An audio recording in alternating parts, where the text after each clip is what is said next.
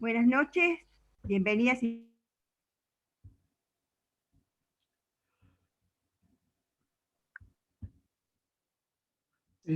Activa tu micrófono porque silencia a todos y caíste vos en la volteada.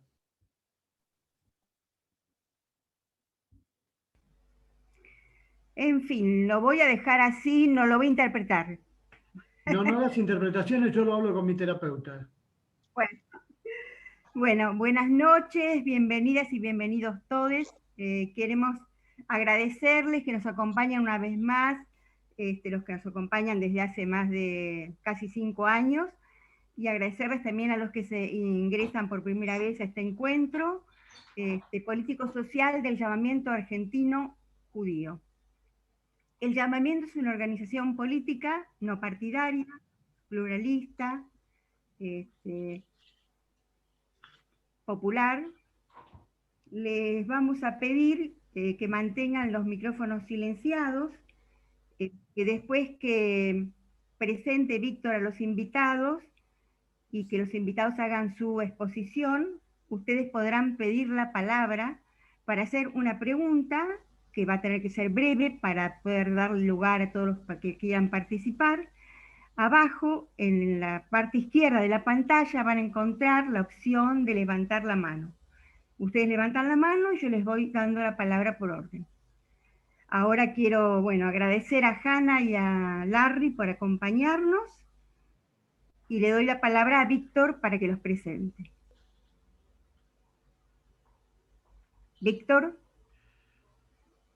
Gracias, Alicia. Hoy tenemos como invitados a dos personas muy especiales y muy queridas para nosotros, para todos nosotros, para el llamamiento.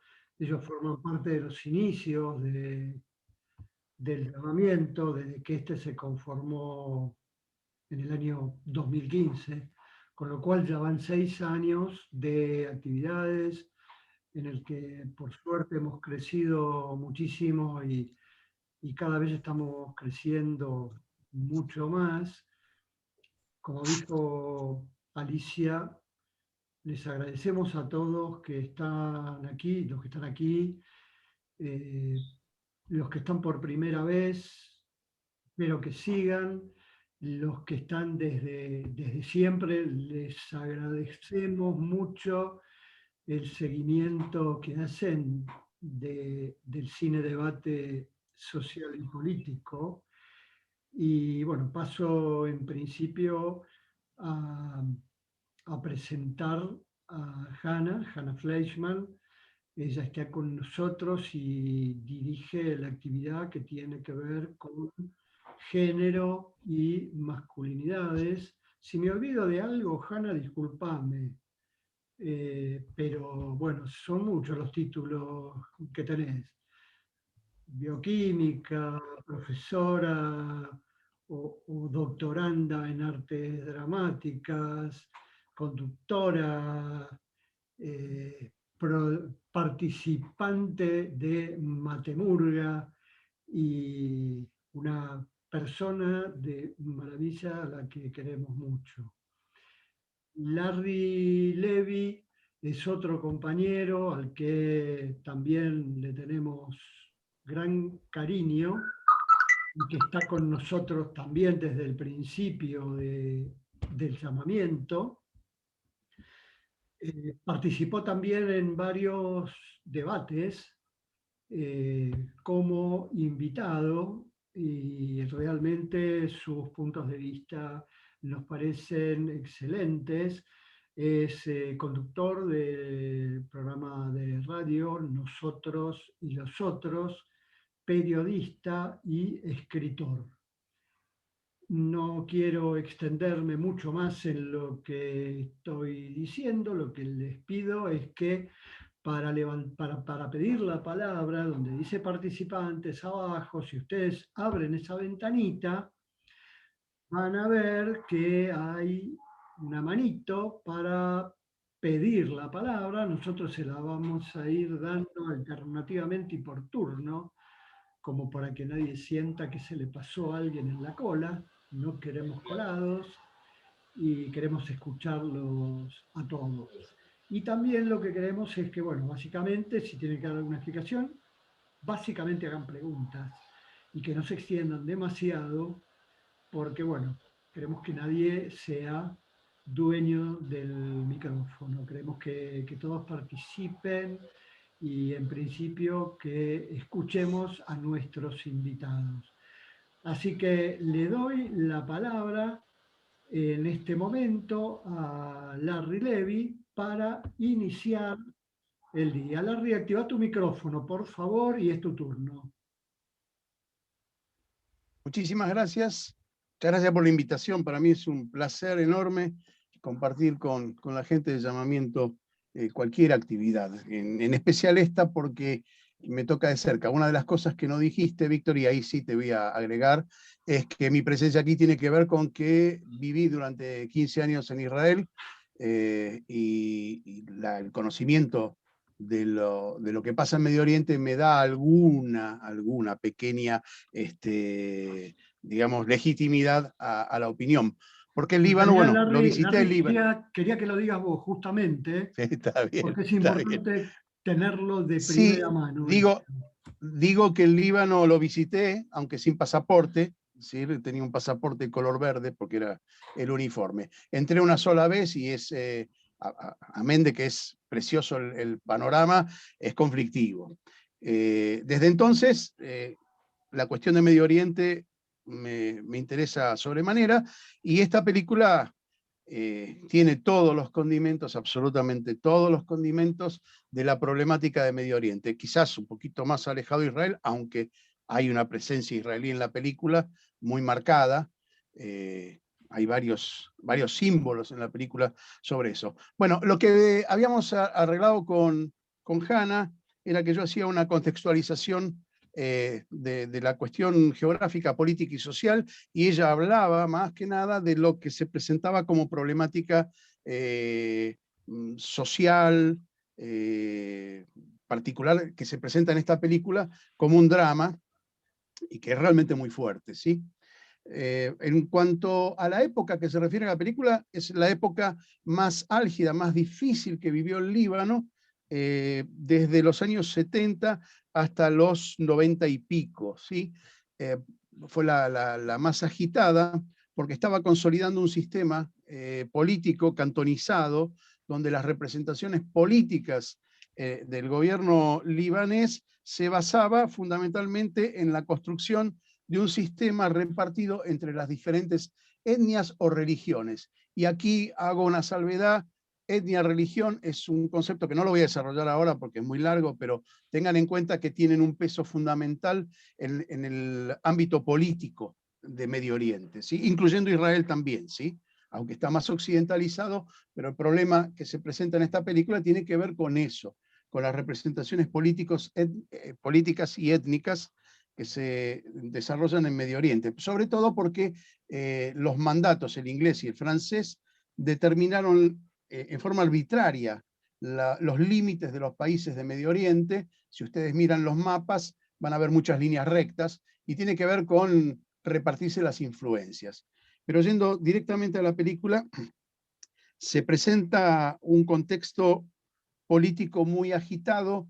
Eh, los cristianos maronitas, que son los que detentan el poder, y cuando digo detentan el poder, no solamente político, sino económico en el Líbano, fueron el elemento determinante de la economía política, y la economía y la fortaleza económica del Líbano, fueron los que constituyeron lo que en un momento determinado se llamó la Suiza de Medio Oriente, Beirut, que es su ámbito de influencia, pero en ese ámbito también hay sunitas, chiitas, drusos y una influencia muy marcada de alawitas de Siria, que eso es lo menos conocido, pero si nos movemos hacia el oriente del Líbano, la penetración siria de la familia Assad y de la digamos, de la Jamula, se dice, del clan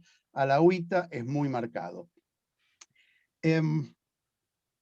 También el sistema de venganzas y alianzas en un sistema político que está tan dividido y tiene mucho que ver también la economía. Quiero situarlos más o menos del sur del Líbano. A partir del 48, la creación del Estado de Israel se llenó de algún modo, es una forma de decir, de refugiados, palestinos de origen sunita.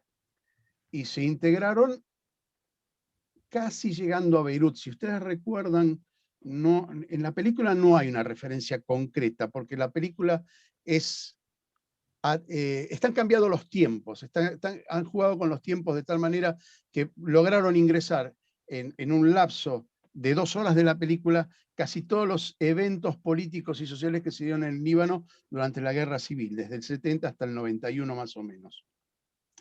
Por lo tanto, se ven, yo no sé si lo notaron, los pasos fronterizos internos del Líbano marcan mucho, están señalados con la vestimenta de quienes lo cruzan. Cuando ella cruza Narwan, cuando ella cruza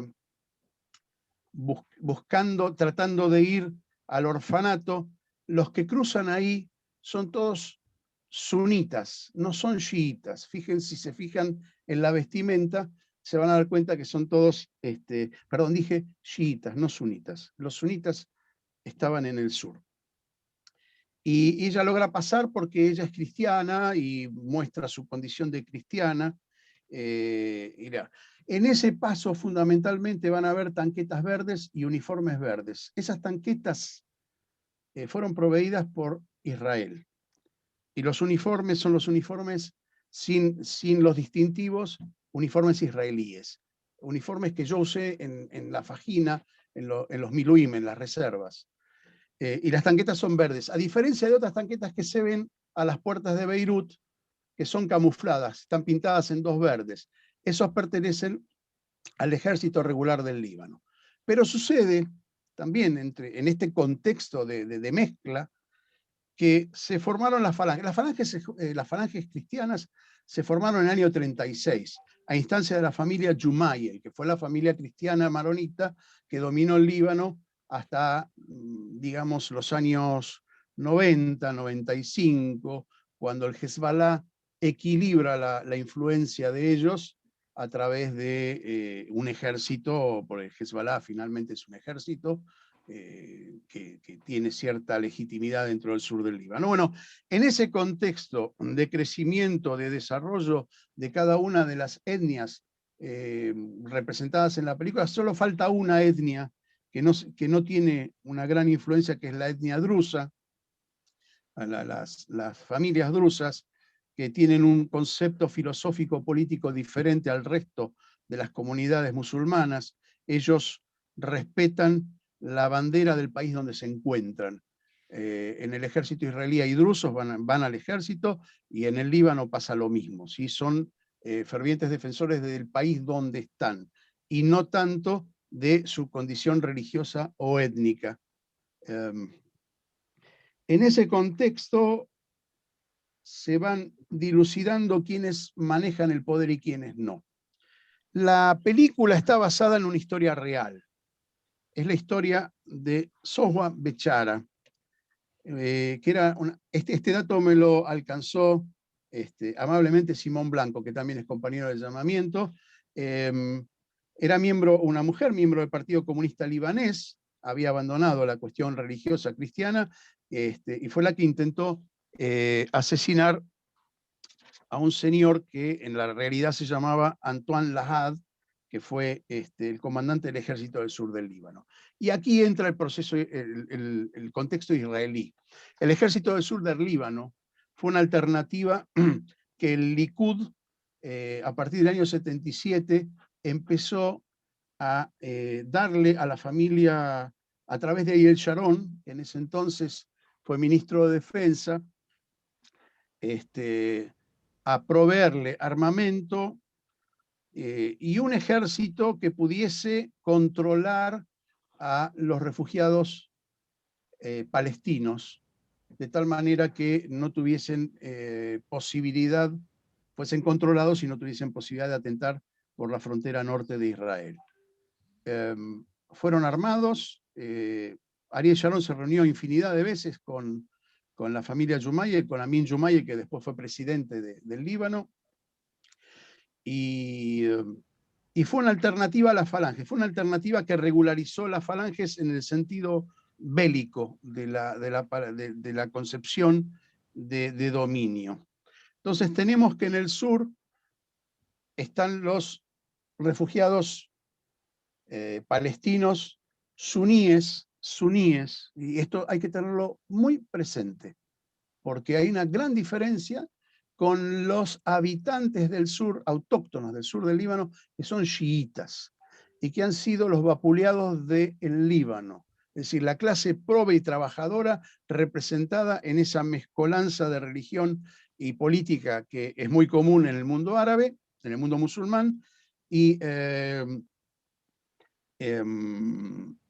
los palestinos llegan después del 70, se acuerdan de Septiembre Negro en Jordania, son desplazados, ¿sí? Más los que se habían refugiado en el 48, forman una masa interesante que aún no tenían la influencia de Yasser Arafat y de la OLP, que también es importante para tener en cuenta, pero eso es posterior. Esa es de alguna manera, el escenario que que presenta la película, que es la puja entre todas las etnias y todas las religiones que habitan en el Líbano. Y en ese contexto entra la cuestión sociológica que tiene que ver con, en este caso, el honor mancillado a la familia, a lo que yo quiero que Hannah se refiera más que nada a eso, pero quiero contarles que es un elemento antropológico muy fuerte, la cuestión del honor mancillado de la familia. Voy a contar una cosita muy breve, creo que ya la conté alguna vez en alguna de estas charlas, pero cuando una chica árabe se había enamorado de otro árabe dentro de Israel, dentro del contexto del Islam, de los musulmanes de Israel, se había enamorado de otro muchacho árabe, musulmán, pero no era el que le había designado a la familia, la mató el hermano por orden del padre.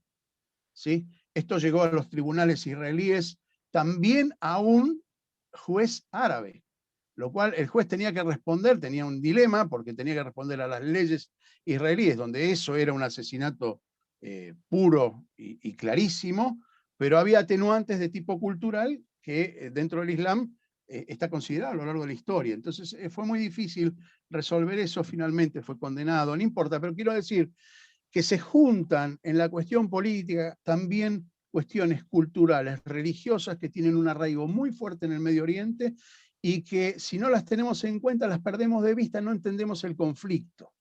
¿Sí? Bueno, y una última instancia que quiero que lo entiendan cómo fue el desarrollo. El ejército del sur del Líbano, dije, fue armado por Israel para tratar de contener la cuestión palestina en el sur del Líbano, que también a la par de la invasión en el año 82 de Israel al sur del Líbano, en realidad llegaron hasta Sabra y Shatila en las puertas de Beirut. Esa intervención se debió a que desde el 75, más o menos, 77, la OLP dominó todo el sur del Líbano.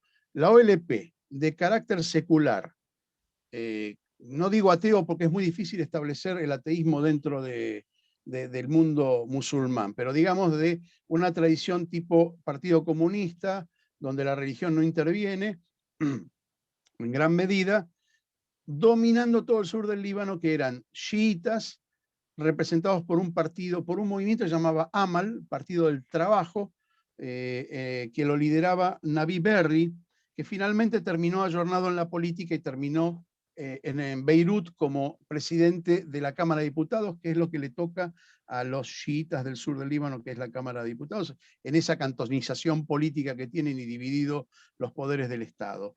Y eso fue reemplazado por lo que hoy es el Hezbollah, que es el partido de Dios. Es decir, que hubo un cambio radical entre un chiismo mesurado con un lugar en el ámbito político, en el cuadro político del Líbano, a una cuestión más radicalizada. Podemos decir que fue por culpa de Israel, podemos decir, fue por culpa de la situación económica, también lo podemos decir, pero básicamente quien dominó durante muchísimo tiempo el sur del Líbano fue la OLP. Cuando entraron en el 82 las fuerzas israelíes, la población chiita los recibió con arroz y flores, ¿sí? En un maridaje que duró, creo que no más de 2 meses.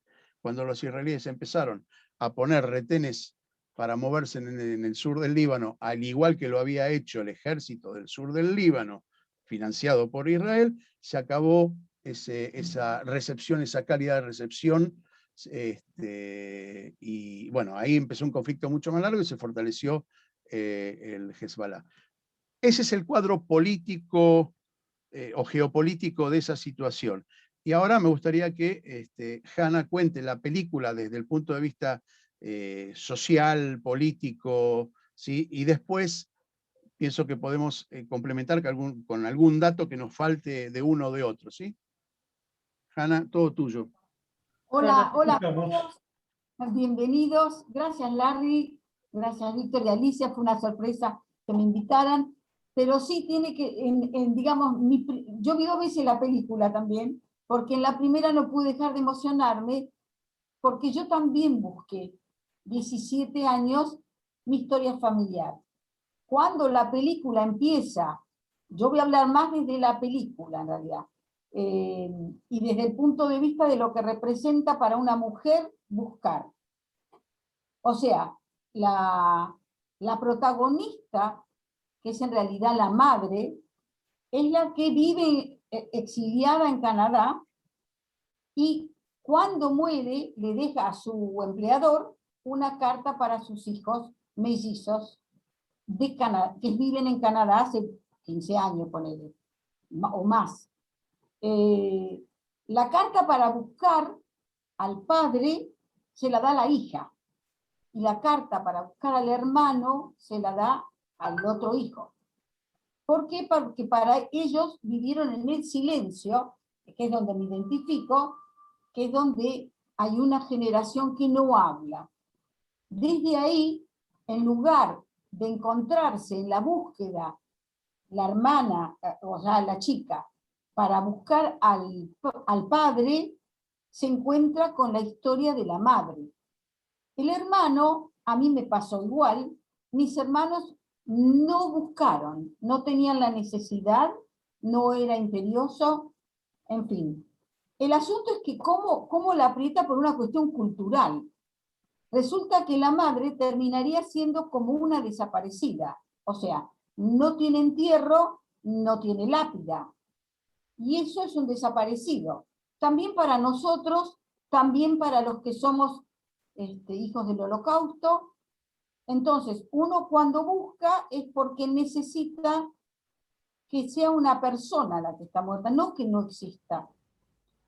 Entonces, cuando la hermana empieza a buscar, la hermana de los mellizos me refiero, empieza a buscar, lo que se encuentra es que tiene que buscar la historia de la madre. Y ahí es donde se revela que en realidad vivió en el silencio. No conocían ninguno de los dos la historia de la madre. La madre es una mujer que se sale no solo de lo que sería lo aceptable culturalmente, como lo explicó Larry, sino que su pareja de la que queda embarazada es un palestino y el hermano mayor de ella lo mata, podría haberla matado a ella, digamos, pero en realidad lo mata a él. Ella queda embarazada protegida por la abuela, que también es común, eso que es la siguiente generación, porque para los padres ella perdió el honor ya, de todo, entre que es con un palestino, porque además ella es cristiana, libanesa cristiana, ¿no? Y en la pareja o el amor o como lo quieran llamar era palestino, con lo cual ya no le queda honor. Ahora, encima embarazada no le queda nada. Entonces se queda en un pueblito, en un lugar ahí en el medio de la nada, embarazada, y la abuela, la manera de protegerla es dejar que el embarazo termine y el hijo va a un orfanato. ¿Cómo hacen para saber que ese es el hijo? Porque tanto la abuela como ella sabían que en algún momento iba a buscar al hijo. Esta es la historia de una mujer, no tan extraño para esa época, para los que vivimos los 70, cuando se pierde el honor, por un lado, y por el otro la necesidad de encontrar al hijo.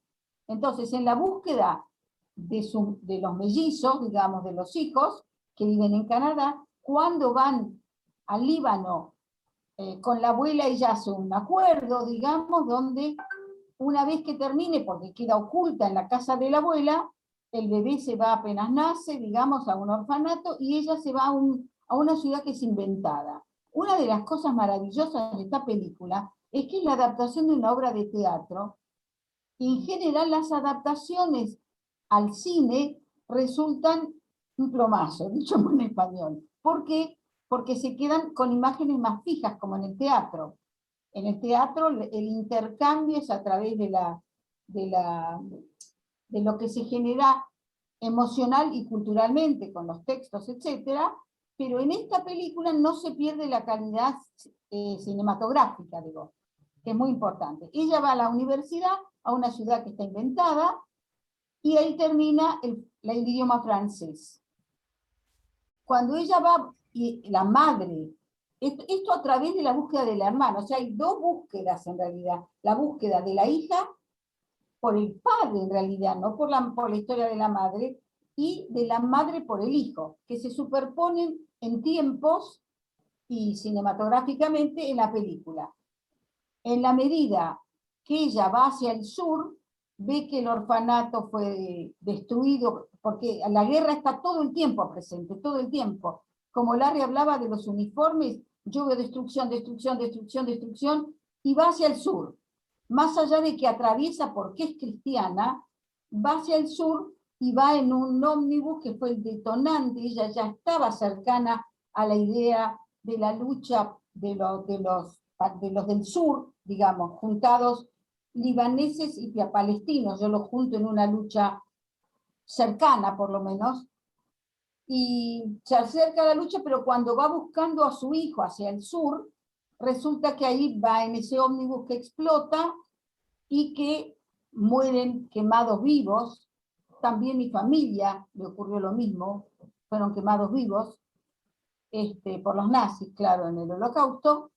Y por otro lado, ella cuando trata de salvar a una nena, y la nena corre hacia la madre, o sea, hacia el lugar que se están incendiando ómnibus y personas, los milicianos, estas milicias armadas de la derecha, la mata a la nena.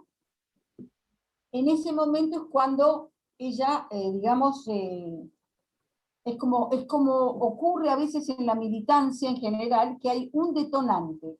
Y yo lo llamo el detonante de la vida de ella, donde cuando vuelve a esa misma ciudad, donde vive teóricamente en la película el jefe de los torturadores, ella decide organizadamente con la resistencia palestina, organizarse para entrar enseñando francés a la casa de este hombre. Cuando le dan la orden, porque ya está organizada y ya milita en ese sentido, ella hace todo hacen un plan estratégico para liquidarlo al jefe de los torturadores. Y eso hace sabiendo lo que le va a ocurrir. Esto es importante. Una mujer convencida de lo que está haciendo por los motivos de su historia y de su ideología, convencida de lo que va a hacer, ella sabe que la van a agarrar. Está rodeada, además lo muestran, rodeada de guardianes, de gente de las milicias, en fin, del ejército libanés. Con lo cual ella ahí decide y entra en otra fase, que es lo que se llama la mujer que canta, a los efectos anecdóticos, digamos. Pasa 13 años torturada, resiste la tortura, y como en todas las ocasiones de tortura, la mujer es torturada a través de la violación. Y es violada 800 veces. Por uno que es el maestro de los torturadores, por supuesto. Ella sale incólume, digamos, de esos 13 años como semidestruida, porque además de quedar embarazada de los mellizos que después, como la dejan en el exilio en Canadá, cuando sale después de los 13 años, va al Canadá con los 2 bebés y queda ahí los años que queda. Lo que es quizá poco comprensible para los hijos después, que es que cuando develan la historia de la madre es una mujer que se compromete con el contexto, de lo que es, por eso hablaba Larry antes. Totalmente. En la lucha armada, que era en ese momento la manera en que resistían, no es ella sola, a ella le toca una función, y el costo de eso. O sea, el exilio, ya ahí está medio camino ella como persona, y cuando en una de esas tardes de pileta reconoce esas marcas que había hecho la abuela, y que cuando mira para arriba es el torturador. Ella sabía el nombre del torturador, pero además lo reconoce. Desde ese momento entra a un oscuro agujero de silencio y de mente, que fue la historia, digamos, final. En el interín ustedes vieron que está la historia de la búsqueda de la madre y del padre después, que no tiene más que un nombre y el mes en el que nace, no tiene apellido cuando lo meten en el orfanato, y después él se pone un nombre, que es el del torturador. Pasa primero, en realidad, desde ese orfanato a el padre, ¿no? A Butare, que es ese torturador, pasa a militar con los palestinos hasta que es agarrado por los milicianos, y ahí en realidad lo van formando militarmente hasta que se transforma en el torturador por excelencia. Cuando encuentra la marca en el tobillo, ella en la pileta esa, y mira para arriba y ves que el torturador, resulta que el torturador fue el que la violó, que a su vez es su hijo. Entonces, digamos, la película termina, si uno ve que hay mujeres en el medio. La mujer, la abuela la salva, ella, todas se salen de lo que hay que hacer, digamos. La hermana busca hasta que pide socorro al hermano, mira, esto no lo soporto más, vení, y ahí va, pero el hermano es más como resistente a la búsqueda. Yo también lo viví, teniendo hermanos, teniendo primos. Solamente fuimos las mujeres las que buscamos las historias de nuestra familia. ¿Para qué? Para resignificar sus muertes, más allá de cómo haya sido. Yo lo comparo con cualquier mujer que haya sufrido o que se haya comprometido y haya sufrido posteriormente malos resultados. En este caso es muy extremoso, es que el torturador además es el hijo. Y las 2 cartas, la del hermano y del padre, llegan a él. Una, si puede, insultándolo como torturador, no le dice hijo, como torturador, y en la segunda carta como hijo. Que así de complejo es porque él es producto del amor, y los 2 hijos, que en realidad mantienen sus vínculos con la madre y con todo el contexto, resulta que son productos de la violación. Así es el costo también, o una parte de los costos posibles, de una mujer muy comprometida, realmente un mito por lo que muestra la película. No sé cómo será la obra de teatro, no llegué a buscarla, realmente para poder ver si expresa lo mismo. Y el final me parece sumamente interesante. O sea, los 3 hermanos, igual, más o menos. O sea, no deja resuelto, porque es la guerra la que está, es la tortura la que está, pero ella va a ser ahora sí enterrada como mujer digna con una lápida. Que eso es lo que en realidad me parece que es cuando uno busca, es lo que pasa cuando uno realmente busca a sus ancestros y sus orígenes, en el sentido que más allá de lo que encuentre, toda persona merece un lugar, también para morirse, a mi entender. Este es mi punto de vista como mujer que se ha comprometido durante la dictadura con los resultados que implica con los hijos. Como verán, el único resentido, o sea, el hermano mellizo, digamos, ella que más o menos va para adelante y el otro que es el torturador que también resulta exiliado en el mismo lugar.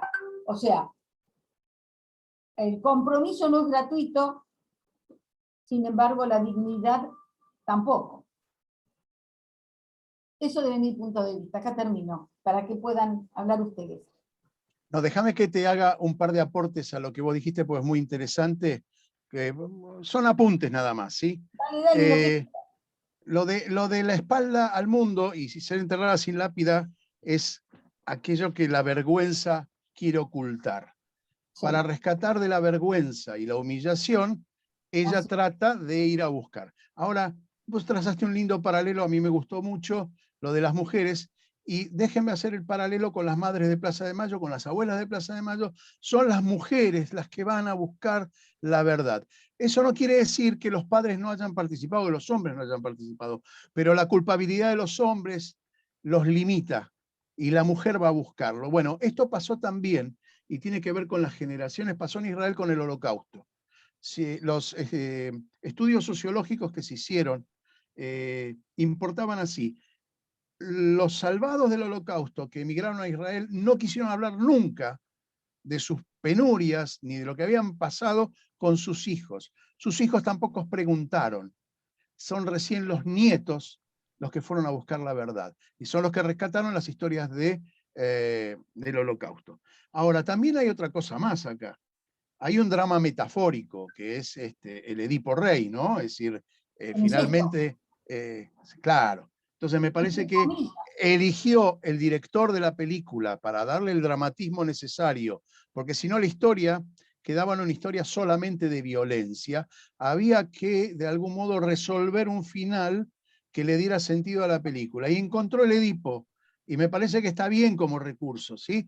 Porque alguien dijo, no sé quién dijo que había visto la película, son 2 horas de película, y sin embargo se pasan rapidísimo, ¿sí? Mantiene la atención todo, absolutamente todo el tiempo. Y acá hay 2 películas, está digamos, el drama personal, el drama social, y está el drama político, así que está, y por eso la frase del final del pibe es buenísima. 1 más 1 es 1. Pues uno. 1 más 1, es decir, hay 2 películas, pero es una sola. Hay 2, digamos, 2 situaciones paternas, pero son todos hermanos, es decir, hay uno solo. Me parece que por ahí pasa la cosa. Y la cuestión de la violación en Medio Oriente hay que tenerla en cuenta porque la violación es conquista. Es decir, no solamente tortura, es conquista. Es decir, el Islam, esto no es un juicio de valores, es una cuestión histórica. El Islam se difundió de manera tal que conquistaban un pueblo y había que violar a las mujeres porque el producto de esa violación, los hijos que naciesen de esa violación, iban a ser musulmanes, porque esa es la ley musulmana. Por eso los judíos, si bien no está escrito en ningún lado, el vientre es el que determina. ¿Sí? Para el caso. ¿Puedo agregar una sola cosa para darle... Pues todas las que quieras. Como mujer y como mujer que ha buscado 17 años después que falleció mi padre, en Sobibor fui la nieta número 21, 250.000 muertos. Y cuando llegaron en ese momento los soviéticos, quemaron a todos vivos, más los papeles, más todo. Pero, digamos, fui la nieta 21, con un escape concreto que se realizó. No hubo ningún hijo. Me parece importante esto de vivir en el silencio, y Larry, estás equivocado porque sí pregunté 18.500 veces, pero cuando pregunté, mi papá entraba en una depresión terrible y mi mamá era insoportable tratando de que haya fiesta. No, como que no pasa nada. La negación absoluta. Lo que pasa es que en Israel los hijos no preguntaron porque estaban ocupados en construir una sociedad nueva. Ahora, obviando esa construcción, pasó lo que pasó. Es decir, fueron los nietos. Y crearon una sociedad bastante compleja. Porque lo que se está viviendo hoy en Israel es producto de eso también, de la complejidad cultural. ¿Sí? Sí, pero yo bueno. también viví en Israel, por eso conozco también. Adelante. Listo, Dale. nosotros. Dale, Víctor, lo demás. te devolvemos el micrófono. Te agradezco, Larry. Yo les quería comentar que a Alicia se le había caído la conexión de internet, pero ya empezó. Realmente muy, muy interesante el diálogo y la discusión entre ustedes, y a mí me apasiona cuando no están de acuerdo con algo, porque eso enriquece la discusión. Cuando estamos todos de acuerdo, no existe. Acá tengo varios comentarios. La violación de Claudia Naum dice, la violación es sobre el cuerpo de la mujer que se transforma en territorio en disputa. Cristina Ponce de Paraná dice, casualmente la joven es una estudiante de matemática y reflexiona con su profe. Si hay algún estudiante o profesor de matemática por acá, tiene el micrófono abierto, le puede contestar. Así que, bueno, y también por aquí tenemos alguna otra, bueno, nada. Bueno, yo noté, No sé perdón, si alguien escribió alguna pregunta. sí, yo, Perdón, Alicia, no, porque Liliana había preguntado algo y quiero preguntarle si quiere activar su micrófono. No me acuerdo, Liliana porque vos Fishman. preguntaste, bueno, Liliana no nombré Fishman. Mira, Yo también. está bien. Les quería Hola. comentar, perdón, que murió una computadora, tuve que venir a otra. Ahora ya estoy aquí. Bueno, le Bueno, están por suerte velando, tenía dos. llegó. Sí. Eh, También había, bueno, que hable Lili, Quería- después había una pregunta de Héctor, no sé si la hicieron. Bueno, No. dale Lili, tenés la palabra. Gracias, Ali. Yo quería que nos recordara Larry el nombre de la persona real sobre la cual se basa la obra de teatro y posteriormente la película. Creo que la protagonista del hecho sí es aquí, Souha Bechara. Se escribe S-O-U-H-A Bechara, con B larga. Perfecto. ¿Sí? Esa es la versión de la cual se tomó esta versión libre, ¿no? Del cineasta. Y tenía una pregunta, comentario, algo que me llamaba la atención y pensé que podía ser abordado por Hannah en principio, a lo mejor desde la cuestión de género, y es el rechazo que todavía pervive cuando la hija visita el pueblo de la madre y se encuentra con este grupo de mujeres que sigue manteniendo la censura, el exilio social de la madre. No quieren ni hablar de ella, no le proporcionan ningún dato. Y eso es muy clave. Al menos me pareció a mí, Yo creo después que de tantos años. hay dos situaciones. Hay una donde ella se encuentra como en casa, con un montón de mujeres que hacen a sus orígenes. Y hay otra situación que no. Yo no sé explicar por qué en una sí, en otra no. No lo sé explicar. Pero sí me llamó la atención más que nada la situación de donde ella se la ve sonriente como si estuviera con tías. Liliana, yo tengo un aporte para hacer porque eso en la religión, entre los judíos también pasa lo mismo. Si alguien abandona, en el caso de los ortodoxos, ¿sí? Si alguien abandona la comunidad ortodoxa está muerto. Es decir, hay padres que han velado a sus hijos vivos, ¿sí? La deshonra es, digamos, es una clave de relación muy fuerte en las culturas más arcaicas, digamos. Si nos occidentalizamos, evidentemente se va perdiendo eso. Pero en las culturas de Medio Oriente eso es fundamental, fundamental. La humillación a la familia, al clan, es imperdonable, es cuestión de muerte. Y es más, no coincido con Hannah porque en el momento en que el hermano de la muchacha mata al palestino, al que era su novio, su amante, la va a matar a ella también. La que la salva es la abuela, la salva la abuela. Porque en realidad es la primera víctima, tendría que haber sido la primera víctima. Desde el punto de vista de la concepción oriental de la deshonra, primero hay que matar a quien te deshonró, aunque sea tu hermana. ¿Sí? A mí me quedó, a lo mejor no la recuerdo porque la vi la película, apenas la pasaron, el link.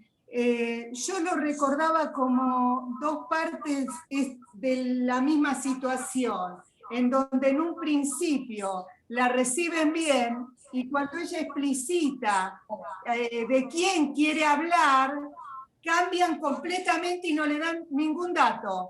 Sí. prácticamente la echan con la mirada. Es así, sí. Sí. Es así, ¿verdad? Y Yo esa por lo fue la menos... conversación. No fueron dos reuniones para mí, sino Para mí la son como dos misma. reuniones. Perdón, les voy a pedir que no dialoguen, por favor. Que fue combatiendo. Que hagan preguntas y los invitados contestan. ¿Cómo?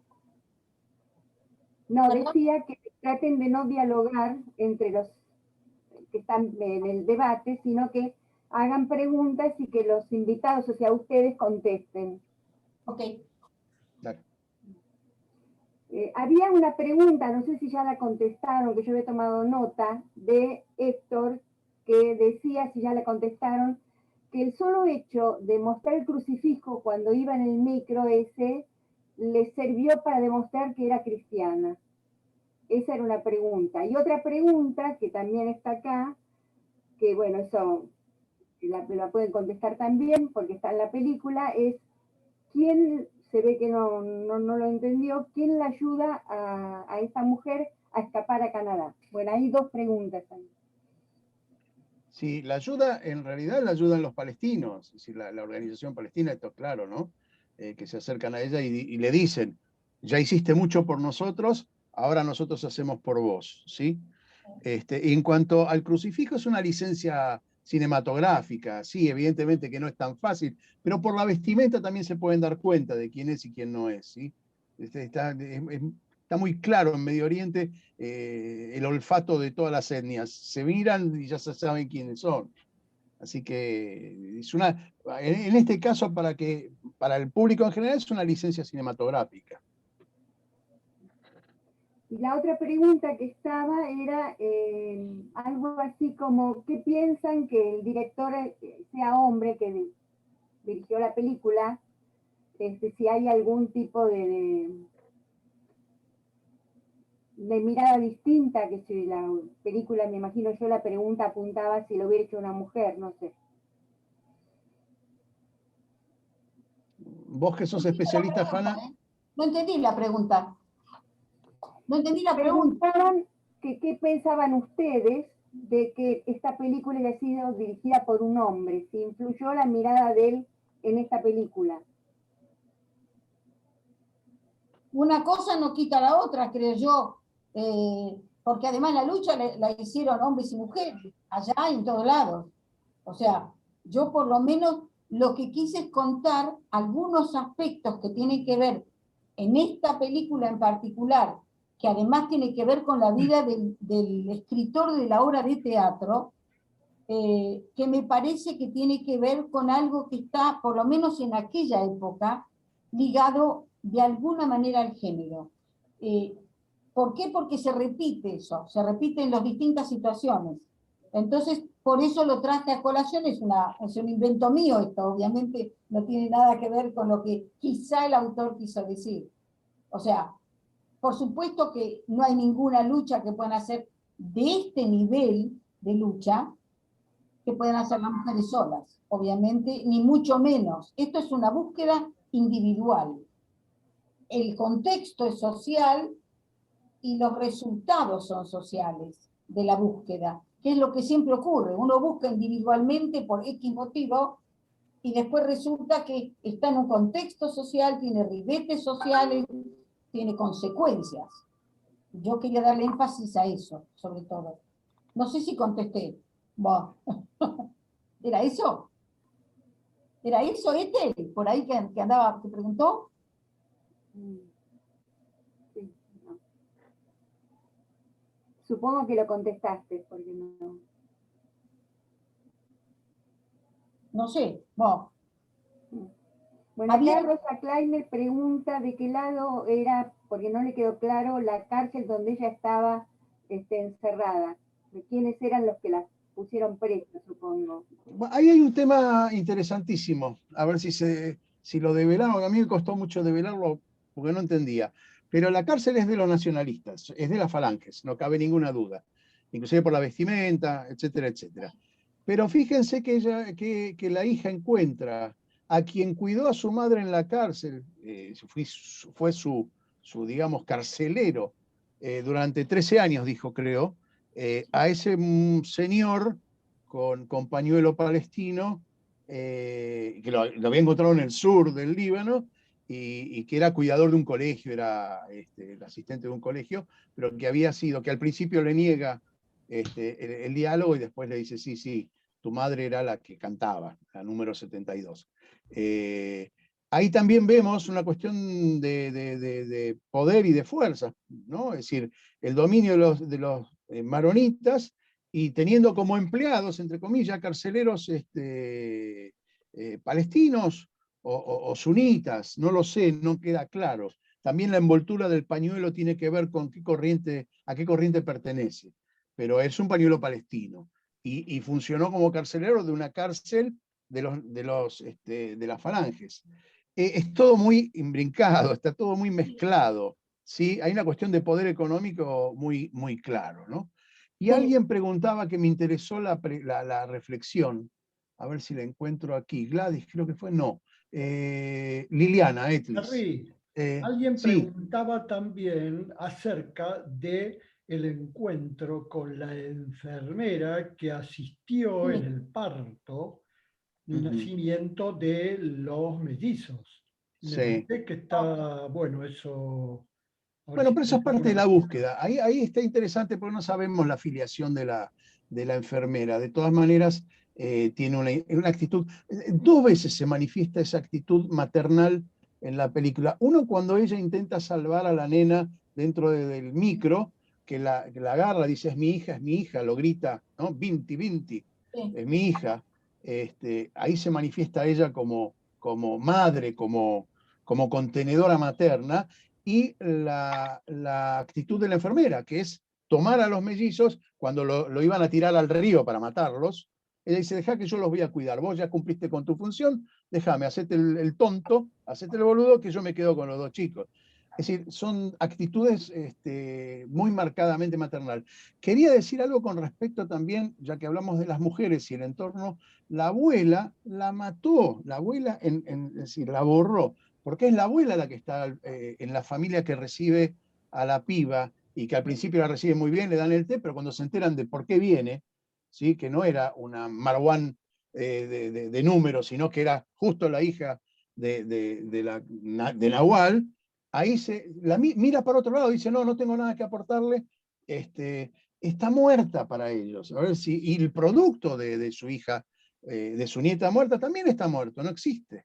¿Sí? Es un desaparecido, como dijo Hanna. Es la desaparición. Sí, perdón, yo a esto le agregaría algo más, que es, a ver, la mujer que canta, como mito aparente que queda en la historia, es una manera de resistir. Y esto de que a toda costa la quieren callar, fíjense que es el silencio posterior el que devela su historia. Es una contradicción como bailando, un poco más. Su manera de resistir a toda la tortura, incluyendo las violaciones, es cantar. No por nada cantar, digo yo. Cantaba canciones decían, ¿no? Canciones de bebés, canciones de cuna, canciones de cualquier tipo. Y creo que cantar es una manera de resistir, no solo para ella, digo. A mí me parece preguntarle aquí a las que fueron detenidas desaparecidas aquí en la Argentina. También defendieron su integridad intelectual para no volverse locas, y se agarraban o de cantar, o de silbar, o de aplaudir. Es decir, son formas de sobrevivencia. ¿Sí? Claro. Cantar tiene una expresión muy particular, ¿no? Igual yo digo que en la imagen particularmente muestran, en esta película, vuelvo a decir, en esta película muestran carceleros, torturadores, no muestran mujeres torturadoras, en esa época había menos seguramente, y tampoco mujeres carceleras, ¿no? Sí, hay una mujer carcelera. No la vi. No la viste, pero hay una mujer carcelera, cuando la están llevando no sé si a ella o a la anterior que la llevan a la sala de torturas, aparece una mina con la cabeza cubierta, con un rifle, con un... Sí. Me llamó la atención, porque me llamó muchísimo la atención. No la vi. Va, listo. Acá algo, Marcelo, creo que preguntabas algo respecto del silencio y el holocausto, ¿verdad? Yo quiero decir algo. No. Se me perdió la pregunta, digo, Marcelo. Bueno, Sí. a ver, Marcelo Seltzer, ¿estás por ahí? Marcelo Seltzer. Sí, había hecho una pregunta porque se hizo una referencia a que de alguna manera el silencio generacional, tanto en el Holocausto como en la película, pudiera tener que ver con la vergüenza. Y porque efectivamente, incluso hasta en Israel realmente empieza a hablarse en el año 60 y pico, el tema del Holocausto no se instala en forma inmediata, ni acá, ni siquiera en el cine se instala en forma inmediata.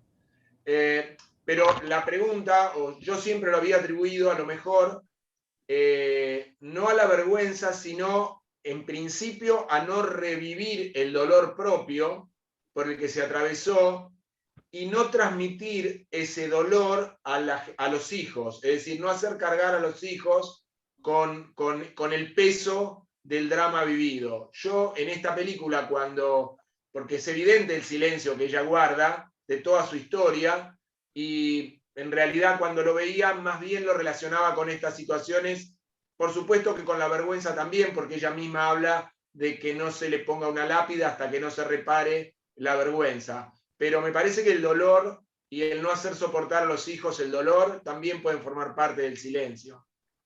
Y ahí están apuntando, Miriam está apuntando a una cosa interesante, la culpa de sobrevivir también, en muchos casos. Sí, claro que sí, claro que sí.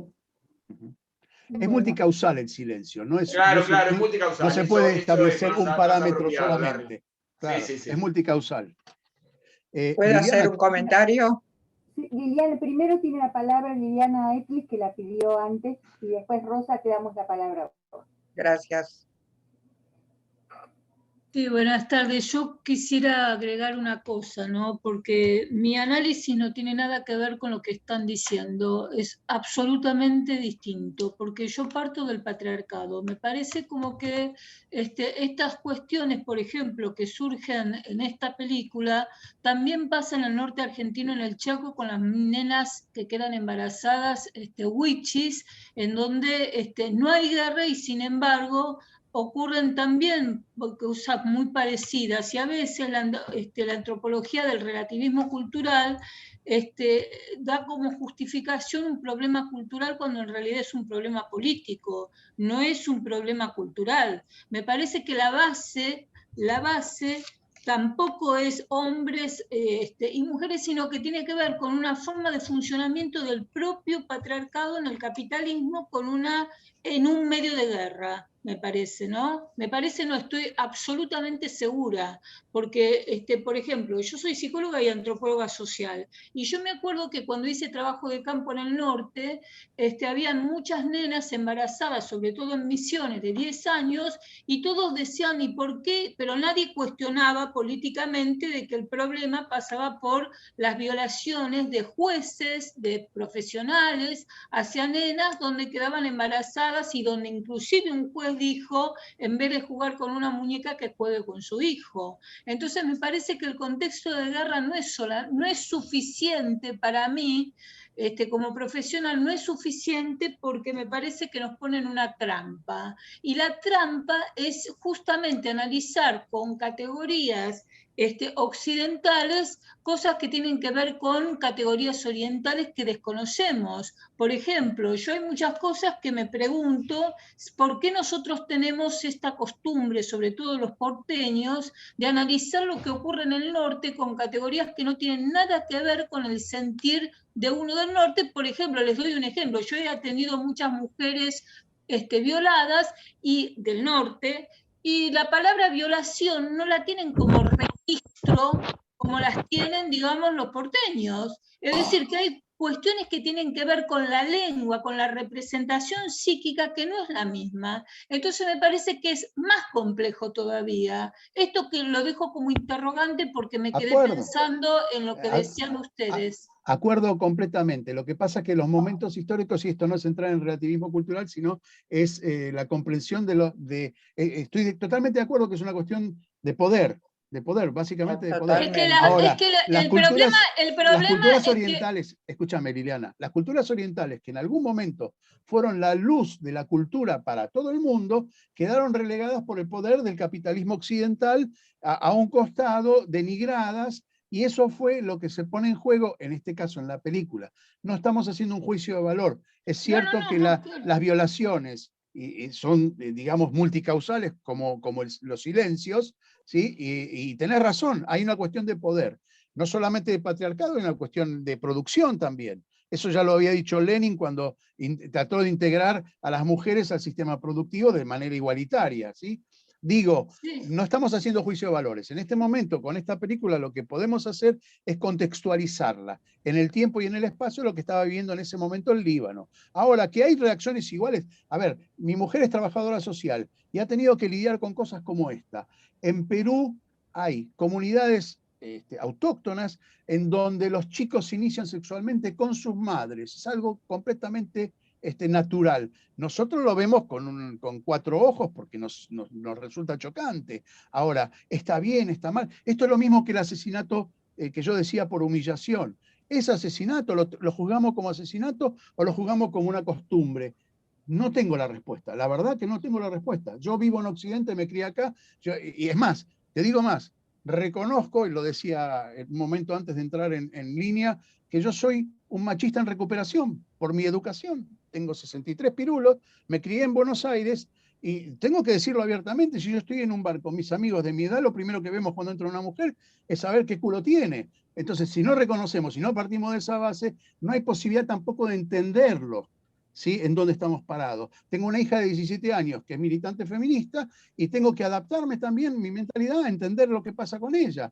¿Me cuesta mucho? Y sí, me cuesta mucho. ¿Qué querés que te diga? Me cuesta. Diana, si me permitís, yo pensé al inicio de pensarlo, como 4 enfoques le daba. Uno era el patriarcado, como vos decís, pero pensé que nos perdíamos una parte que era el silencio, el compromiso de una mujer cuando está convencida de sus ideas y se hace combatiente, el costo de eso también, porque lo hemos vivido con nuestras compañeras de mi generación y yo misma.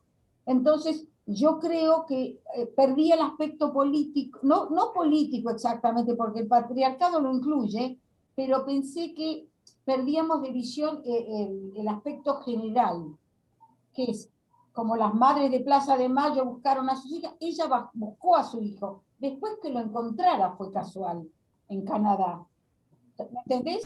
Yo pensé en tomarlo desde ahí, pero la verdad que me parecía que perdía otros aspectos que también me parecen importantes. Bueno, ¿quién más? la palabra, perdón. Está silenciada, Liliana. Rosa tenía algo Le que damos decir. la palabra a Rosa Rottenberg. Para no monopolizar en pocos. Termino la idea que estaba. Bueno, cierro la idea porque no la cerré.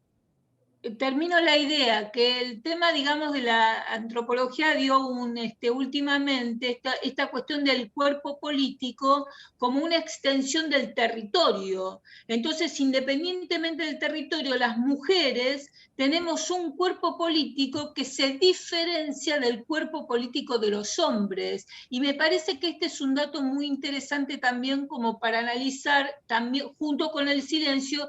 Y por otro lado, el tema de que, bueno, de que no todas las madres han sido como madres de Plaza de Mayo. Yo he conocido madres que no han denunciado, madres que también quedaron en el silencio, padres que se murieron de angustia. Es decir, me parece que la generalización del tema madre me parece que es peligroso. Eso quería decir. Ay, bueno, gracias Liliana. Ahora le damos la palabra a Rosa Rottenberg. Habilita el micrófono, Rosa. Habilita el micrófono, no se te escucha.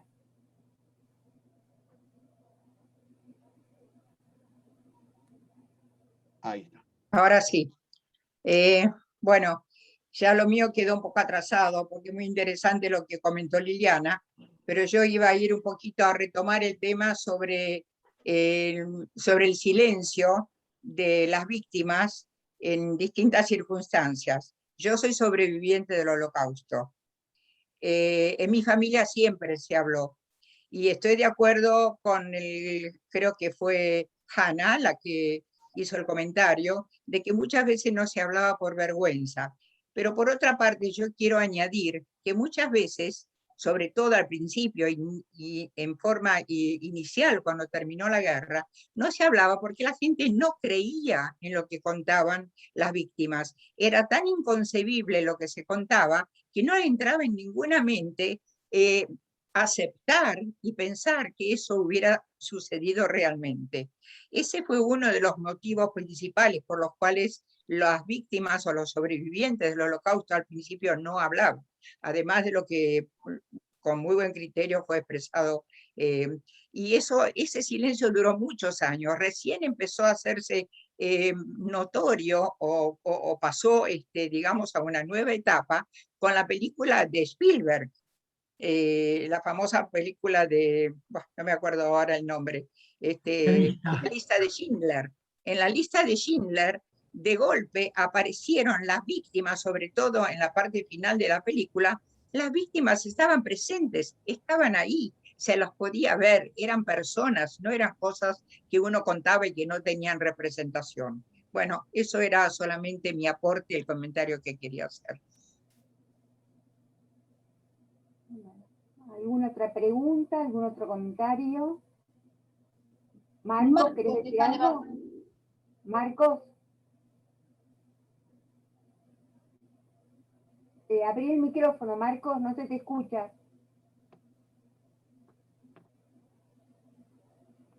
Lo que quiero hacer es un comentario muy particular. La historia es muy interesante, que produce muchos comentarios, exhibe muchas cosas familiares, pero no me atrae. No me atraen, me gusta ver más optimismo, cambios en la sociedad, cosas feas que pasan en el mundo, hay muchas y no me atraen. Deseo que desaparezcan. Cosas buenas se exhiben poco. Sucede inclusive con películas de cine debate. No sé si mi pensamiento es muy malo o sale por los años que tengo. O es un deseo. Un comentario. Gracias, Marcos. Gracias, Marcos. Te agradezco. Pepe Adasco está pidiendo la palabra y no sabe cómo. José Adasco está pidiendo la palabra. Pepe, para los amigos. Gracias, Larry. Larry, yo me voy a todos los compañeros y compañeras, me voy a remitir un poco a lo que planteó recién Rosa. Yo quería volver un poco sobre ese tema, que me pareció una mirada muy interesante. Hay un tema que es muy poco hablado, muy poco conocido, más allá que ya se escribieron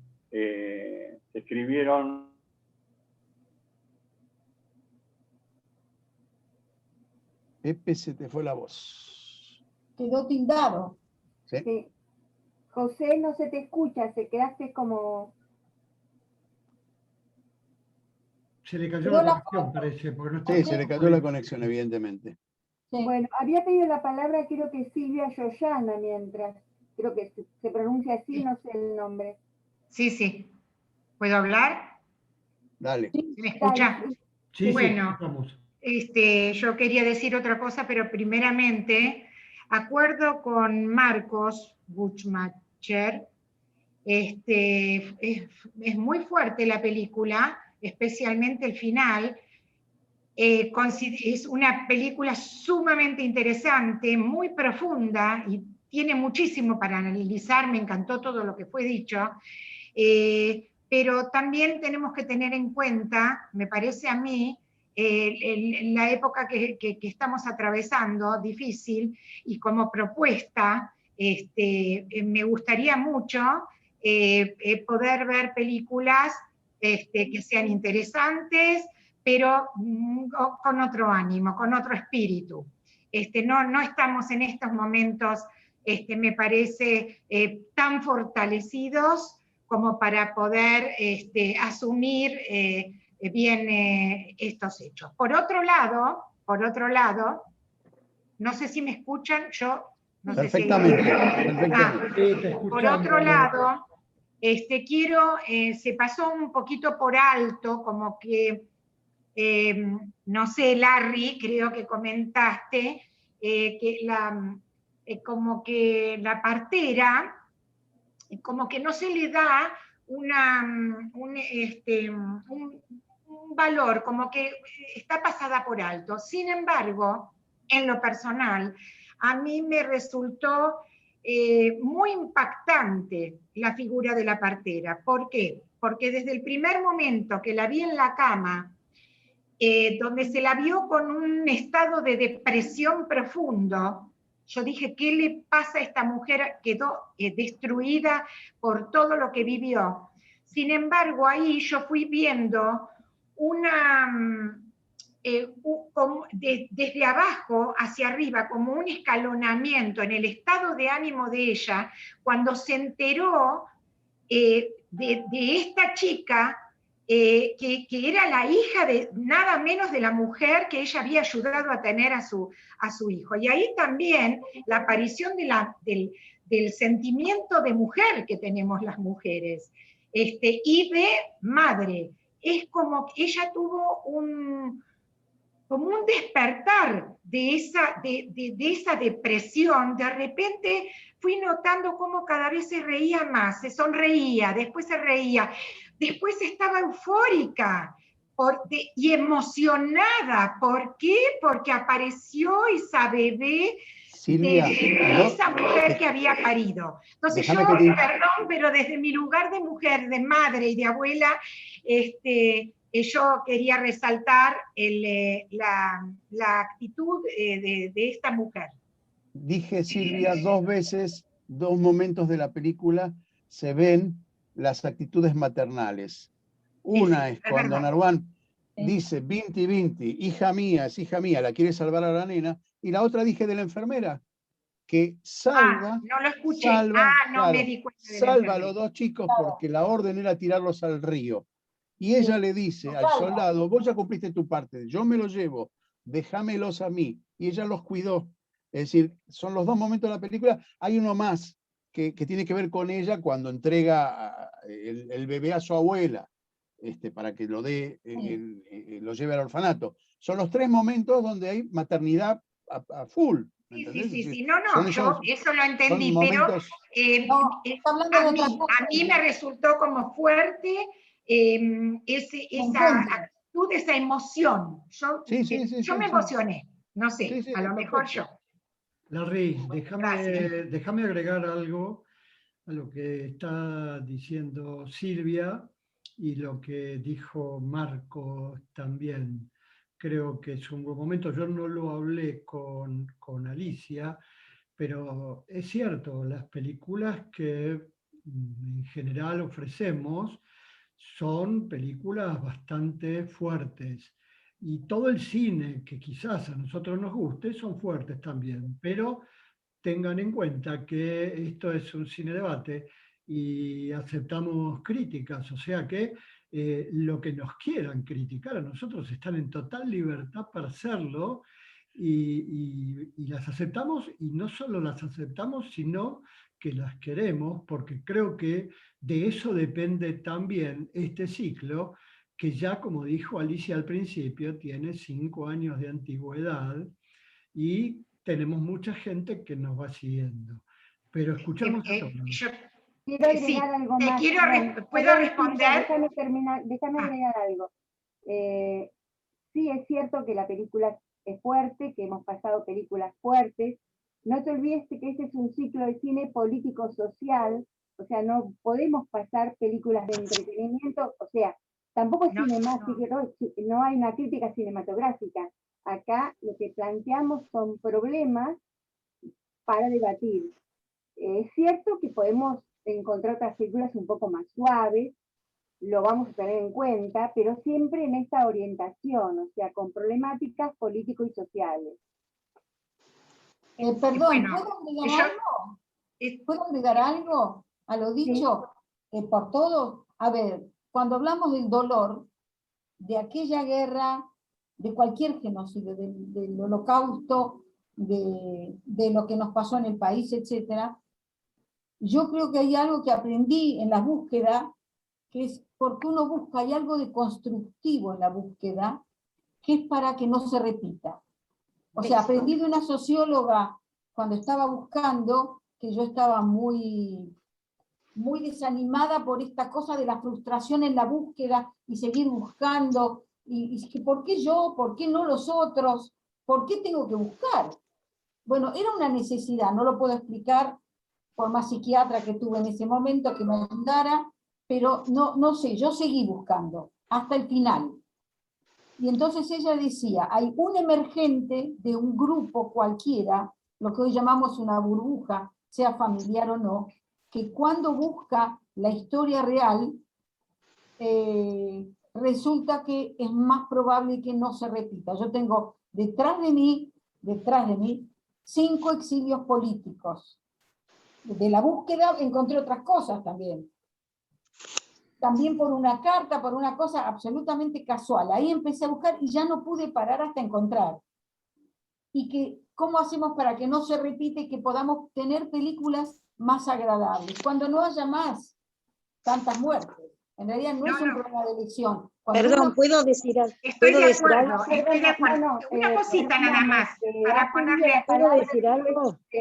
José y Felisa, vamos dando la palabra por orden. ¿Sí? Yo soy Mirta, ¿puedo pero no queremos, perdóname, pero pidió la palabra José y Felisa Aclán. Después dale la palabra a Mirta Kaminsky también, que le está pidiendo. Bueno, no aparece el nombre. Perdón, después de José. La pedí también. Pero quería, bueno, reforzar lo que están diciendo. Nosotros participamos en esta época de mucho cine debate, y también la elección de las películas son generalmente películas duras para reflexionar, y para hacernos un recreo, bueno, tenemos alguna película más liviana en Netflix durante toda la semana. Muchas veces la gente, cuando termina la película, muchas veces dice, un recreo, una de los 5 grandes, pero siempre es en tono jocoso. Ninguno aceptaría una película liviana en este tipo de cosas, porque realmente el recreo que uno se quiere tomar ante tanta cosa dura que vivimos diariamente, creo que tiene otras opciones. Estos espacios, yo los felicito, la elección me pareció excelente. Eso es lo único que quería decir. Gracias. Yo solamente necesito responder, porque es la primera vez que yo ingreso a este grupo, entonces, por favor, pido un minutito. Bueno, yo estoy muy agradecida. Por favor, sí. Trata de ser breve porque tenemos... Sí, breve. Lo que quiero decir, que tal vez yo no me expresé bien, a mí me parece que se pueden hacer críticas también de películas que no solamente sean terriblemente dramáticas, que puedan llegar a herir a lo mejor el corazón de alguien, ¿no? Por supuesto, nosotros lamentablemente tenemos todo el Holocausto y toda nuestra historia, y que no la debemos olvidar y seguir trabajándola y todo. Yo particularmente soy hace más de 50 años docente en el área judaica, pero hay películas que también pueden tocar el orden judaico y pueden tocar desde otras formas, donde, y que se la pueden llegar a debatir muchísimo.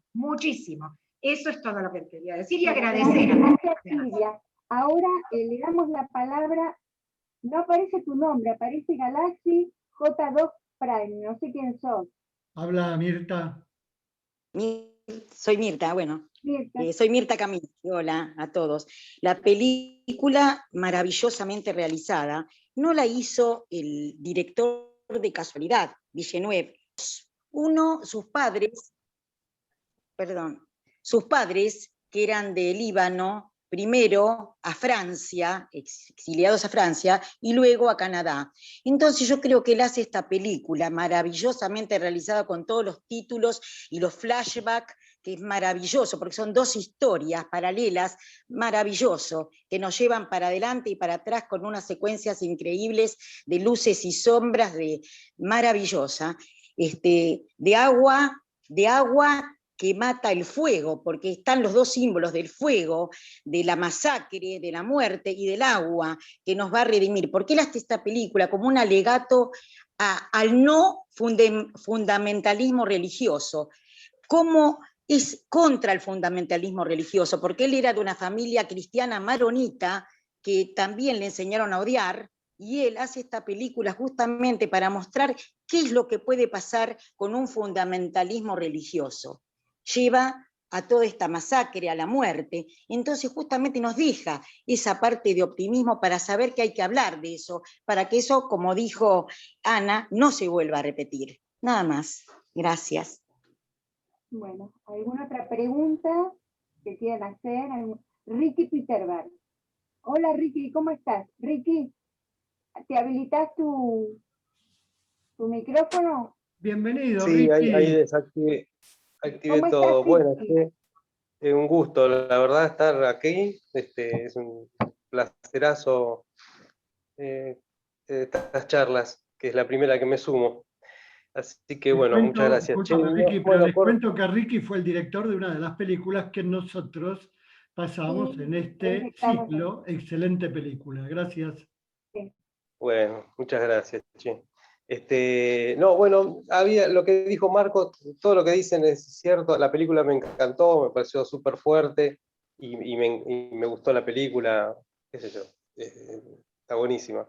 Pero sí acuerdo un poco en lo que dice Marcos, me trajo y pedí la palabra por esto, porque yo en el trabajo que hago, que es mucho con otros directores, en charlas con directores,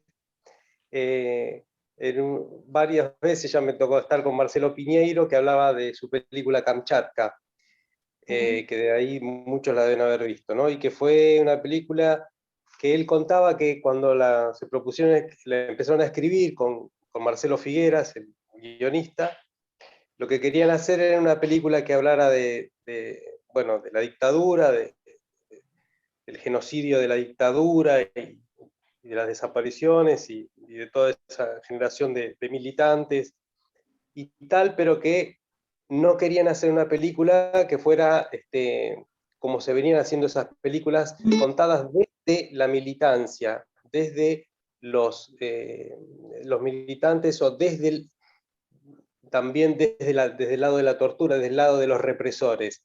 Por eso se concentraron en contar una película que sea contada desde la infancia, ¿no?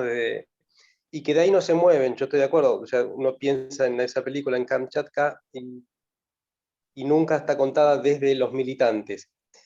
Y en ese sentido sí me parece valioso la posibilidad de hacer una película que no sea tan dura y que nos permita contar estas historias dramáticas de nuestra contemporaneidad, pero con una mirada ya diferente a esas películas tan duras. Yo pensé no sé si me equivoco, pero cuando ayer lo comentaba con mi mujer, le decía, me hizo acordar a Missing, que es una película que ya tiene como 30 años menos que esta, creo. Y en ese sentido me pareció una película, hablo de incendios, en un punto como más antigua de la época en la que fue hecha. Sin embargo, vuelvo a decir, me encantó y todo lo que están hablando sobre el aspecto de la mujer y todo, bueno, estoy absolutamente de acuerdo y bueno, eso quería decir. Bueno, gracias Ricky.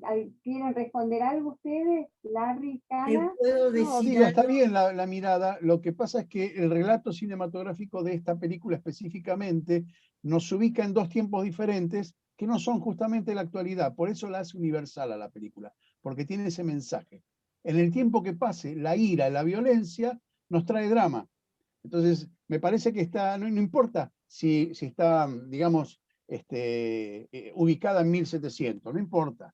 Me parece que lo importante es que el mensaje es la ira, la guerra, la violencia, trae esto que trae. Por eso también con las películas que se debaten en los cines de debate, tiene que ver con la posibilidad de reflexionar. Está bien, hay películas seguramente mucho más livianas que tienen mensaje y todo, pero si no te logran conmover como para reflexionar y pensar, entonces este ámbito no sería válido. Nos podemos sentar en un café. Me parece que la virtud de todo este encuentro es que estamos todos pensando, y está bárbaro que pensemos diferente. Es decir, estamos contribuyendo uno con otro a formarnos una idea. A mí me parece fantástico. Yo estoy feliz de estar acá, ¿sí? Escuchándote a vos o escuchando a cualquier otro que puede decir lo contrario a lo que yo digo y a lo que yo pienso. Pero bueno, eso es lo que nos hace la película. Está bárbaro, está bárbaro. Bueno, gracias Larry. Bueno. Le pidió la palabra Felisa.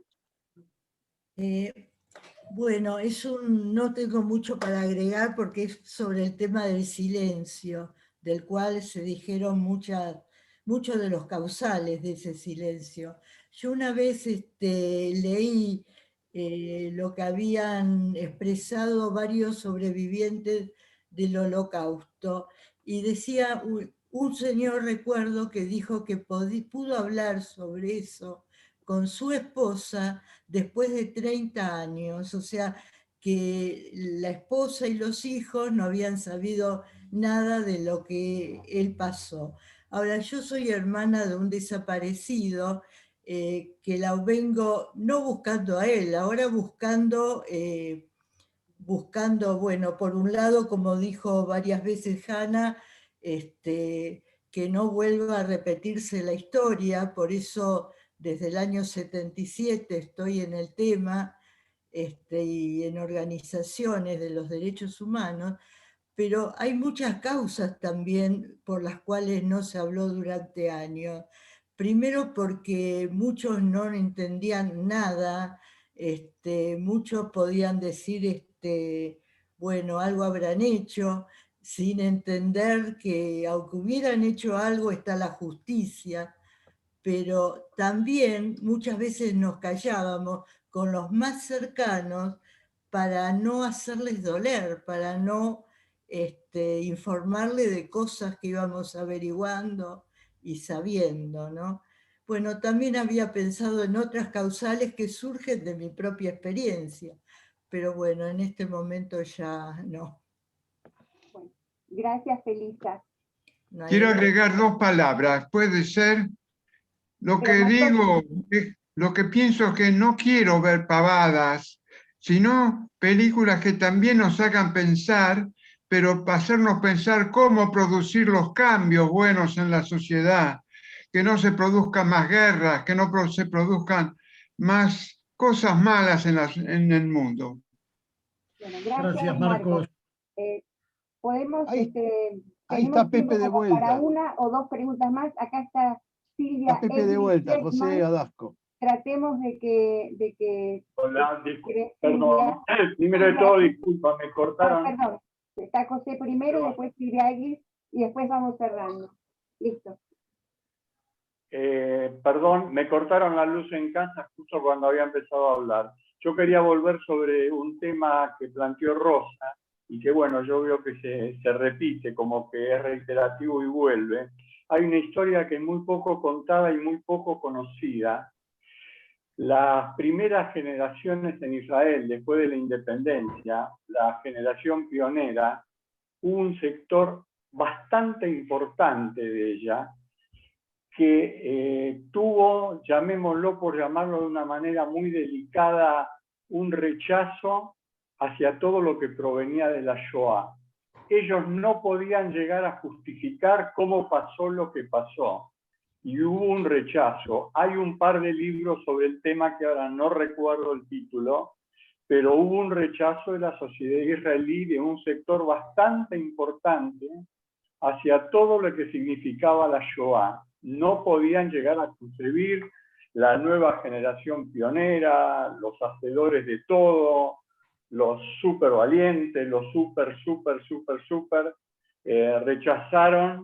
rechazaron a muchos de los sobrevivientes y las historias y demás, así que eso es un granito más de arena sobre la montaña de arenas que formaron todo este silencio durante tantos años. Nada más. ¿Puedo contestarle? ¿Puedo agregarle algo a Pepe? ¿Puedo agregarle algo a José? Sí, José, había en ese momento, la formación política de ese momento, que era la MAPAI, había estructurado un discurso y una épica que desconocía la debilidad, entre comillas, lo digo, de aquellos que habían pasado por la Shoah. Había que construir un hombre nuevo.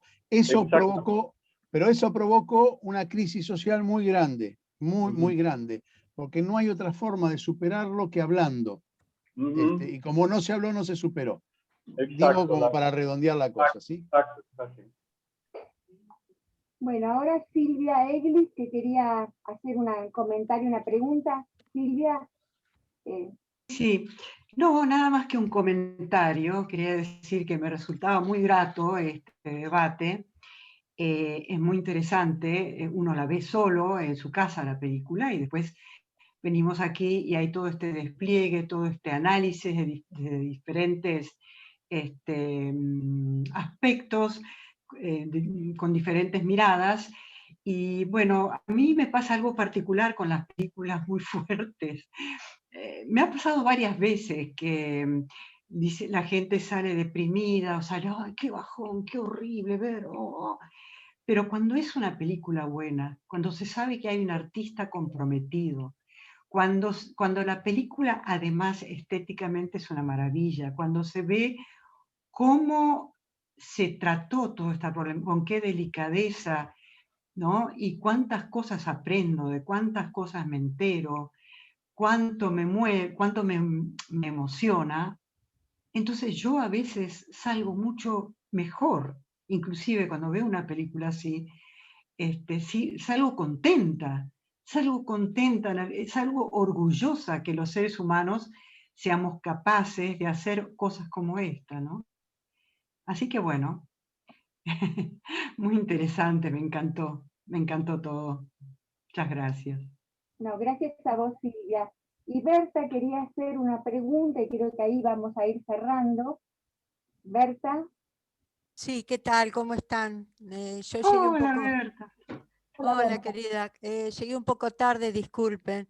Pero bueno, sobre la película, a mí realmente, bueno, en principio para ubicarlo, yo soy sobreviviente de la dictadura, así que estuve muchos años presa y después me tuve que ir del país. Para mí ver esta película es como entender lo universal de lo que es la violencia de unos contra otros o contra otras. Es decir, lo que implica y lo inefable que son muchas cuestiones que no podemos hablar porque no tenemos palabras. Por ejemplo, nosotras ahora estamos desde hace mucho tiempo con los juicios de lesa y lo que nos cuesta hablar, explicar, decir, hacernos entender. Por suerte está esa posibilidad de los juicios, por suerte está la posibilidad de escribir, por suerte, pero el silencio y la culpa es lo que realmente para nosotros fue estados constantes durante mucho tiempo. Por suerte, nosotras como expresas seguimos juntas, estamos escribiendo libros, estamos como una cuestión de salud mental, de poder explicar, de que nos entiendan, que se entienda por qué no se puede repetir lo mismo. Es decir, porque como humanos, como condición humana, no nos merecemos eso. Eso nomás quería decir. Y disculpen si repetí, pero llegué tarde, ¿vio? Y gracias por elegir estas películas porque nos ayudan. Acá existió, acá pasó, entonces no podemos olvidar eso. Entonces, como pasó en otros lugares, no tiene que volver a pasar. Eso nomás. Muchas gracias, Berta. Hanna o Larry, ¿quieren agregar algo? No, yo estoy, no sé, Hanna, vos primero, dale. Yo lo único que quiero es agradecerles primero a Alicia y a Víctor que se ponen en el hombro este tipo de debates, a Larry por ser el compañero de esto que discutimos ya antes 2 veces por teléfono, no ahora nada más, antes, porque naturalmente uno puede mirarla desde muchos lados, lo importante es que podamos hablar. Y yo creo que es importante lo que dice Berta, porque lo hemos vivido los que somos de esta generación, la de Berta y la mía, además somos amigas, con lo cual yo personalmente les agradezco a todos, todo aquel que aporte algo más nos ayuda a todos, y la vida no es sencilla, no es fácil, hemos vivido cosas difíciles, nuestros padres han cosas difíciles, en Israel han cosas difíciles, en el Líbano, en fin, en Uruguay si quieren, Brasil, América Latina, en fin, con lo cual, si nosotros también negamos, poniéndonos donde no podemos decir o no podemos hablar, ojalá todos pudieran decir lo que piensan, incluso mandarnos a la miércoles a Larry, a mí, a Víctor y a Alicia, todos juntos, no importa. Lo importante es que podamos expresarnos y no perder la memoria. Memoria creo que es la palabra que más me va al corazón, más nos importa y más necesitamos. En la pandemia y fuera de la pandemia, siempre la vamos a necesitar, porque con la historia tenemos un presente cuando lo conocemos.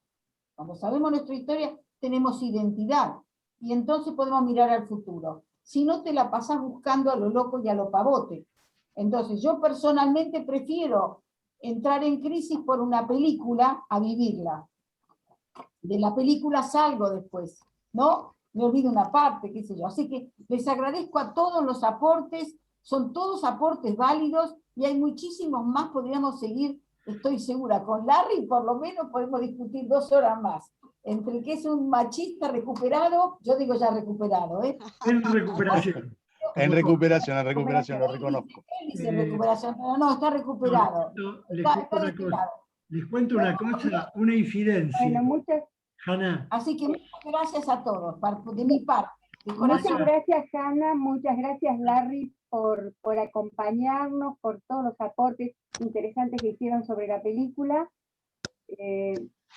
Quiero comentar además, porque me olvidé decirlo al principio, que el llamamiento tiene varias comisiones, entre ellas está Cultura, donde está Cine Debate, y también Pares, con Pares, que el 16 de junio tiene otro encuentro a las 18:30.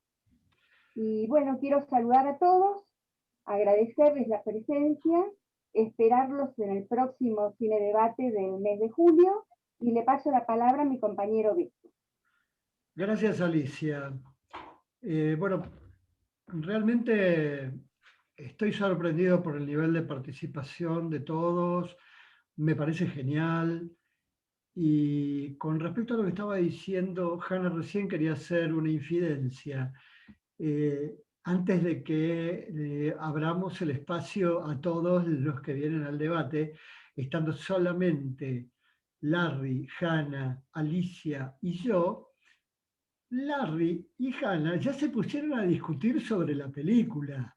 Tenían un embale que no había manera de frenarlos, lo cual me parece maravilloso. Y con respecto a la historia es el hecho, pero si después no tenemos la oportunidad de debatirla, si no tenemos la posibilidad de discutirla, si no tenemos la posibilidad de transmitirla, esa historia queda en el silencio, en ese silencio que a muchos de nosotros nos atravesó, porque si a mí me preguntan sobre mi historia, y yo conozco muy poco, porque a mí nunca me contaron nada. Yo sé que tenía de mi abuelo 23 hermanos, pero nunca supe qué fue de ellos, y ni siquiera de mi abuelo. Y bueno, nada más que eso, agradecerle a todos, esperar que nos sigamos encontrando mes a mes en este encuentro de opiniones, en este encuentro de discusiones, en este encuentro de amigos y de gente que quiere seguir mirando la historia y buscando el conocimiento, buscando la justicia y buscando la memoria. Gracias a todos y hasta la próxima. Los quiero mucho a todos. Chau, chau. Muchas gracias. Gracias. Gracias. Gracias. Muchas gracias. Muchas gracias. Gracias por la película y por el debate. Gracias, muchas gracias. Bueno, ustedes saben muy que bueno. ahora Hasta el próximo. que mucha gente se va y mucha gente puede empezar a hablar mal de los que se fueron, ¿no? Como en cualquier cumpleaños. Claro. Está bien. Como decía un Muy amigo, bien. yo me voy, pero ustedes son peor. Ahí decía un amigo.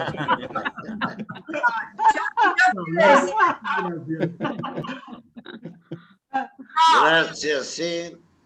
¿Puedo decir algo? Ya, Muchas gracias. La película me gustó. No me sacó la edad del hijo cuando la torturó. Pero bueno, me encantó todo pero creo que también debería hablarse del papel de Israel en cuanto a los palestinos, que yo lo dije, porque eso es el presente, ¿no? Y Clara, creo pero para eso hay que buscar otra película entonces, porque esta específicamente... el papel de Israel en la masacre de palestinos tuvo que ver.